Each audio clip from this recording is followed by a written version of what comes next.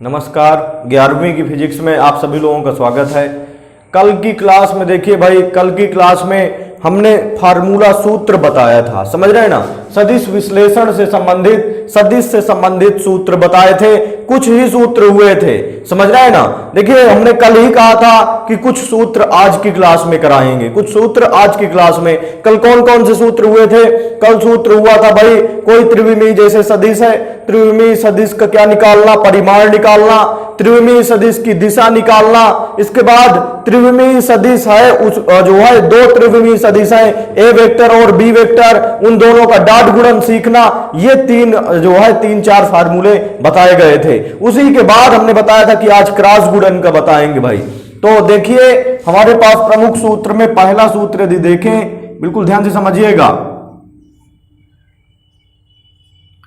तो पहला सूत्र आपका इस क्लास का पहला सूत्र बनेगा। इस क्लास का पहला सूत्र क्या बनेगा, ध्यान से देखें भाई। यदि कोई सदिश ए वेक्टर बराबर, माना ए वेक्टर बराबर, या यदि कह सकते हैं यदि ए वेक्टर बराबर कितना दिया है, ए वेक्टर बराबर a1 i cap plus a2 j cap plus a3 k cap दिया हुआ है, और बी वेक्टर बराबर कितना दिया है, बी वेक्टर बराबर दिया है b1 i cap, b1 i cap plus b2 j cap plus b3 k cap दिया है।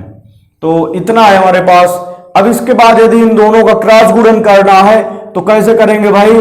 तब यहां से तब A vector cross B vector, formula होता है सीधा, A vector cross B vector बराबर हो जाएगा हमारे पास क्रॉस गुणन में। देखिएगा भाई, अगर यहां पर डॉट गुणन होता, सपोज दैट यहां डॉट गुणन होता, तो ए वेक्टर की वैल्यू रखते डॉट में, यहां से ए वेक्टर की वैल्यू होती कोष्टक में, डॉट क्या होता, बी वेक्टर की वैल्यू होती। फिर जो है करते हैं क्या, आई का आई के साथ डॉट गुणन, जे का जे के साथ डॉट गुणन और के का के के साथ डॉट गुणन कर देते।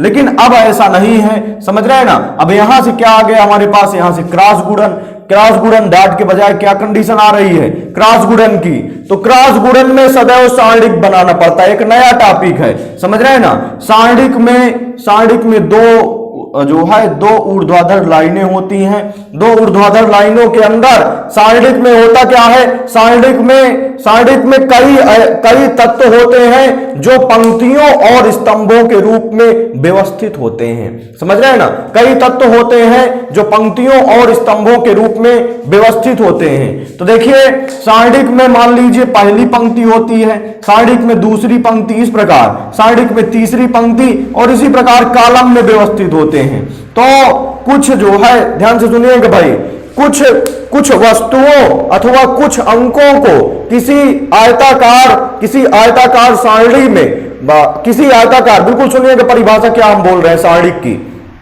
कुछ अंकों अथवा कुछ वस्तुओं को किसी आयताकार सारणी में पंक्तिबद्ध और ऊर्ध्वाधर कॉलमों में, समझ रहे हैं ना, पंक्तियों और ऊर्ध्वाधर कॉलमों में व्यवस्थित करने की व्यवस्था को क्या कहते हैं, हम सारणिक कहते हैं। जैसे हमारे पास एक जो है आयताकार ये बनी हुई आयताकार टेबल, ये मान लीजिए आयताकार सारणी है। अब इसमें जो है रखा है क्या, 1 2 3 4 5 6 और इसके बाद 7 8 9, ये क्या बनेगी, ये सारणिक कंप्लीट हुई है। ये क्या कंप्लीट हुई है, सारणिक। इस सारणिक में एक्चुअली में क्या है, इस सारणिक में ये पहली पंक्ति, ये दूसरी पंक्ति, देखिए पंक्ति ये चल रही है ना, ये पंक्ति होगी पहली पंक्ति, ये दूसरी पंक्ति, और ये क्या है, तीसरी पंक्ति है, और ये पहला कॉलम, और ये दूसरा कॉलम, और ये क्या होता है, तीसरा कॉलम होता है।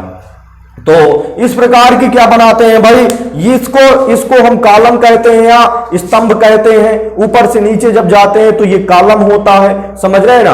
और जब ऐसे चलते हैं तो क्या बनती है, पंक्ति बनती है। ऐसे चलते हैं तो क्या बनती है, पंक्ति बनती है। तो देखिएगा भाई, जब क्रॉस गुणन करते हैं तो पंक्ति बनाना पड़ता है पहले नंबर पर, बिना पंक्ति के क्रॉस गुणन नहीं हो पाता है, बिल्कुल समझिएगा। बिना सारणिक के क्रॉस गुणन नहीं हो पाता है। तो यदि क्रॉस गुणन करना है तो हमें सारणिक बनाना पड़ेगा। तो हमने क्रॉस गुणन करेंगे, क्रॉस गुणन में क्या बनाएंगे, सारणिक बना लिया। बिल्कुल ध्यान से समझेंगे भाई, क्रॉस गुणन में सारणिक बनाएंगे। जो लोग मैथ लिए हैं वो अगले साल सारणिक की एक मैथ में पूरे चैप्टर रखा हुआ है, सारणिक ढंग से पढ़ेंगे वहां, समझ रहे हैं ना। लेकिन जो बायो लिए हैं उसको केवल समझ लेना है। देखिए सारणिक बना लिया। अब सारणिक की पहली पंक्ति में आई जे और के होता है सदैव, हरदम के लिए सभी सवालों में। सारणिक की पहली पंक्ति में क्या होगा आपका, आई कैप, जे कैप और के कैप होगा। तो सारणिक की पहली पंक्ति में आई कैप, जे कैप और के कैप होगा, समझ रहे हैं ना।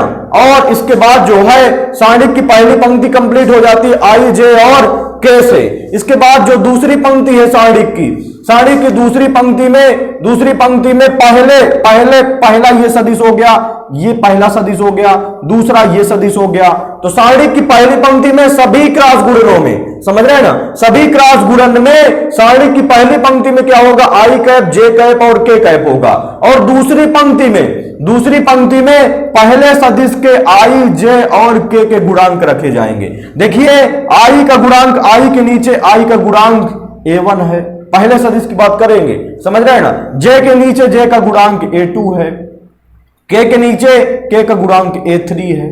इसके बाद ये तो दूसरी पंक्ति कंप्लीट हुई। अब तीसरी पंक्ति चलते हैं, तीसरी पंक्ति में दूसरा सदिश लेके चलेंगे, समझ रहे हैं ना। पहली पंक्ति कौन सी हुई, पहली पंक्ति आई जे के की होगी, ये सभी के लिए कॉमन है, सभी क्रॉस गुणन में, चाहे दूसरा क्रॉस गुणन ले उसमें भी पहली पंक्ति क्या होगी, आई जे के ही होगी।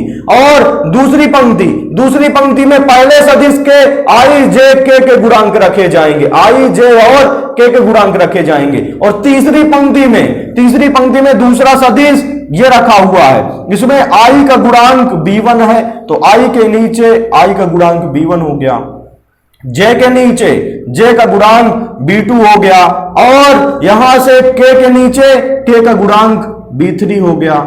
तो ध्यान से देखिएगा भाई, ध्यान से देखेंगे तो बड़े आराम से समझ में आ जाएगा। यहां से हमारे पास ए वेक्टर क्रॉस बी वेक्टर बराबर हो गया आई कैप, जे कैप, के कैप, और पहली पंक्ति में A1, A2, A3, दूसरी पंक्ति में B1, B2, B3। यदि इतना बन रहा है तो सारणिक हल करते हुए हम बता देंगे, बड़े आराम से आपको सारणिक हल करते हुए बन जाएगा। यदि ये तो ये कंडीशन ये हो गई, इसका और उदाहरण एक लेके चलते हैं, ध्यान से सुनिएगा भाई।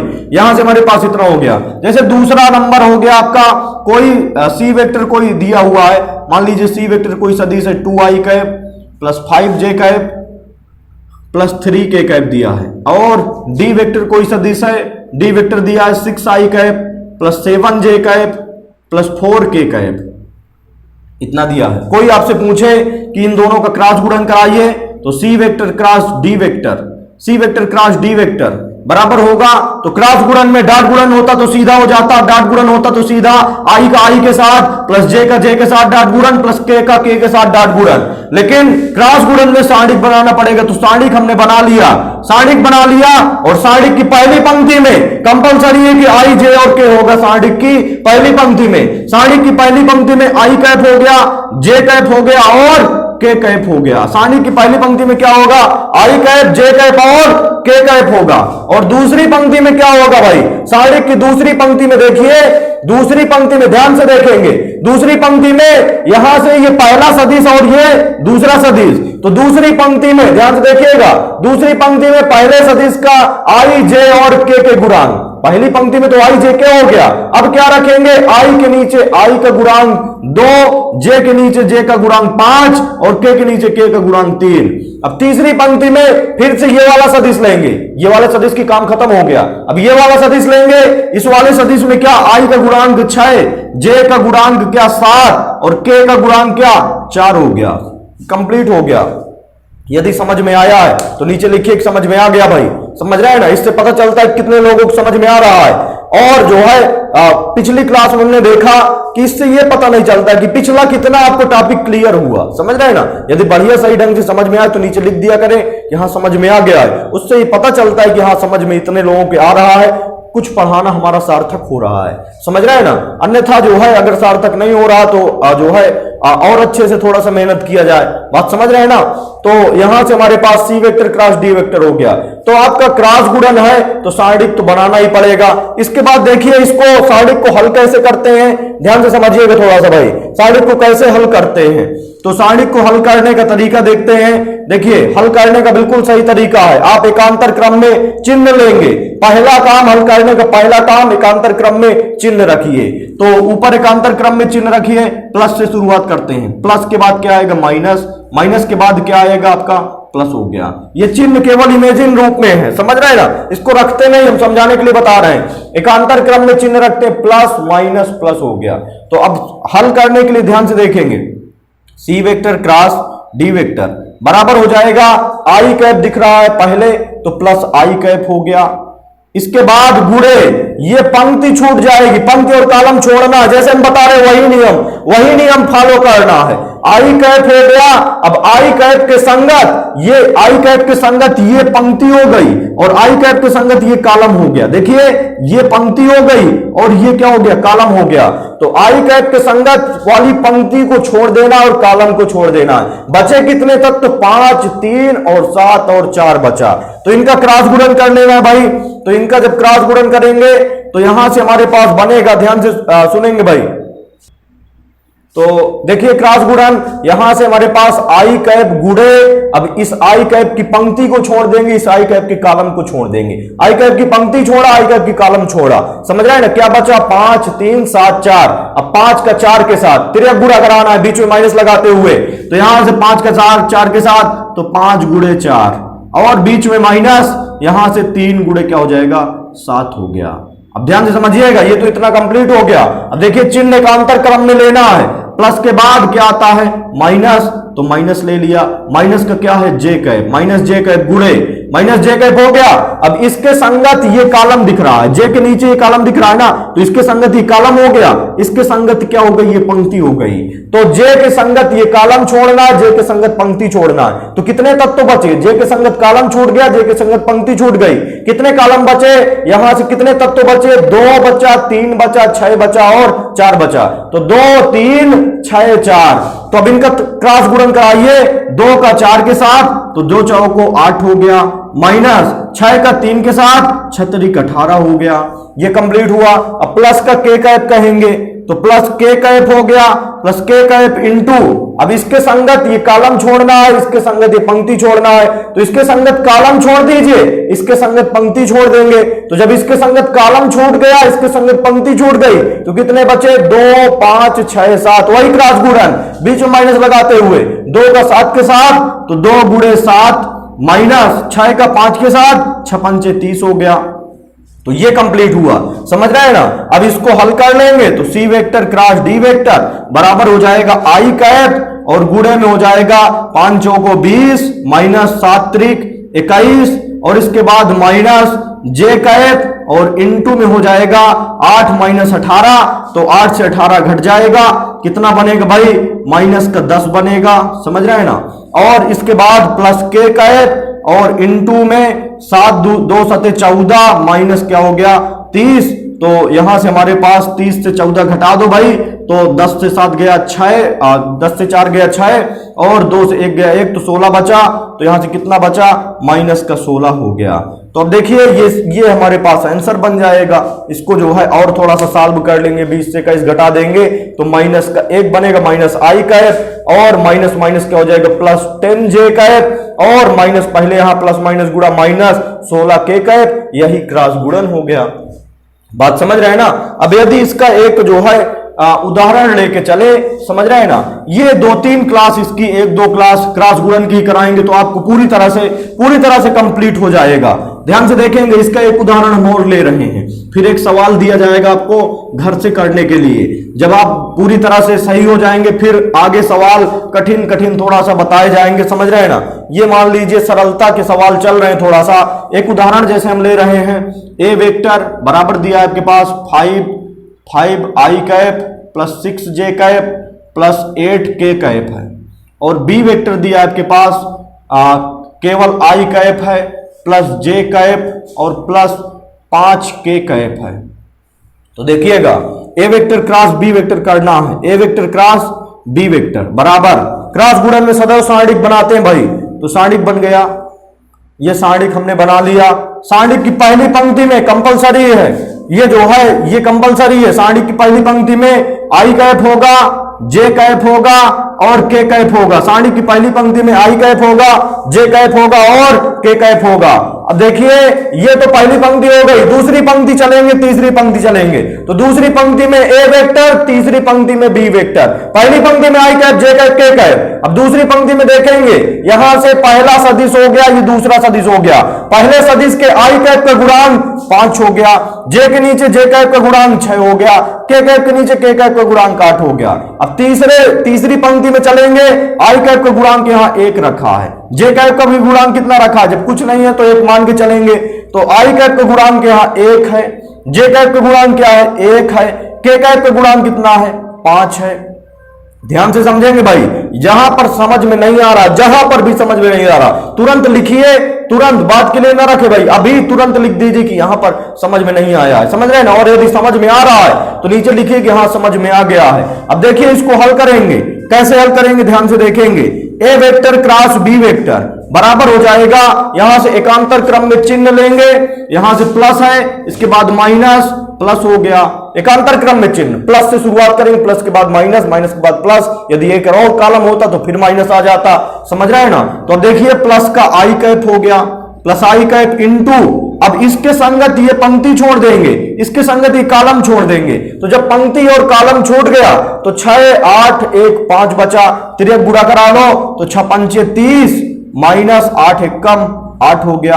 अब इसके बाद माइनस जे कैप, तो माइनस का क्या हो जाएगा जे कैप गुणे, ध्यान से देखेंगे भाई, प्लस आई कैप हो गया, इसके बाद माइनस जे कैप हो गया, माइनस जे कैप गुणे, अब ये इसके संगत कॉलम छोड़ेंगे, इसके संगत पंक्ति छोड़ेंगे, जे कैप के संगत, ये देखिए जे कैप के नीचे कॉलम दिख रहा है, जे कैप के संगत कॉलम, जे कैप के संगत पंक्ति छूट गई, 5 बचा, 8 बचा, 1 बचा और 5 बचा, तो 5 8 1 5, इसका तिरक गुणा करा दीजिए, 5 बचा क्या हो जाएगा 25 और माइनस 8 1 कम 8 हो गया।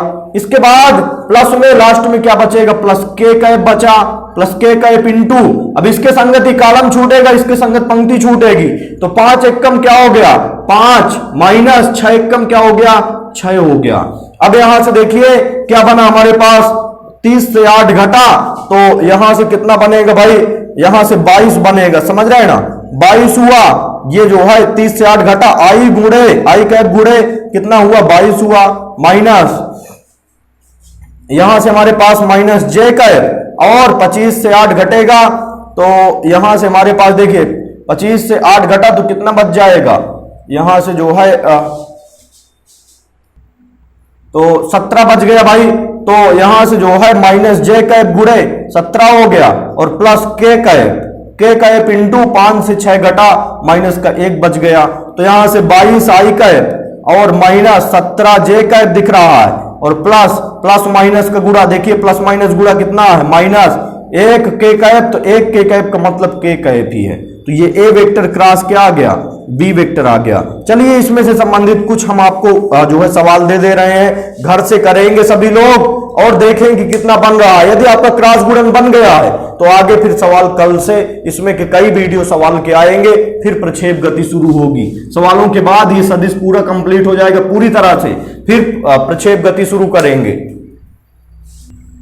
तो देखिए ये हमारे पास सवाल है भाई, ए वेक्टर बराबर 3i cap plus 2j cap plus k cap, b vector बराबर 5i cap minus 5j cap plus k cap, k cap के बगल में कुछ नहीं है तो 1 मान के चलेंगे इसका गुणांक, समझ रहे हैं ना। तो यहां से हमारे पास 1 मान के चलेंगे, तो इतना है, ए वेक्टर डॉट बी वेक्टर निकालना है और ए वेक्टर क्रॉस बी वेक्टर निकालना है, तो दोनों निकालना है, डॉट गुणन भी निकालना है और क्रॉस गुणन भी निकालना है। तो इसको जो है सभी लोग भाई होमवर्क करके हमारे पर्सनल व्हाट्सएप नंबर पर दिखाएंगे, समझ रहे हैं ना। पर्सनल व्हाट्सएप नंबर 7985 56 78 16, इसमें सभी लोग करके दिखाएंगे होमवर्क। अब इसके बाद देखिए जो है यदि वीडियो बढ़िया समझ में आ गया तो नीचे समझ में आ गया लिख देंगे भाई, समझ रहे हैं ना। इससे पता चलता है कि हाँ कितने लोगों को समझ में आया है।